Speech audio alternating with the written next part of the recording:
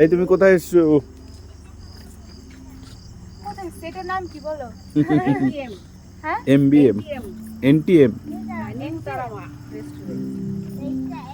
কৃষ্ণনগরে new Tara Maa restaurant. জায়গাটা খুব সুন্দর।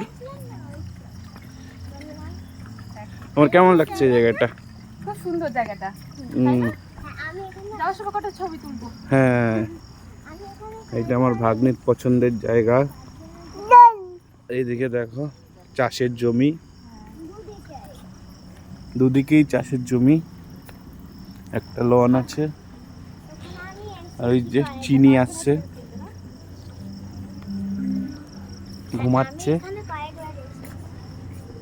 আর এই দেখো কে, দেখো কে,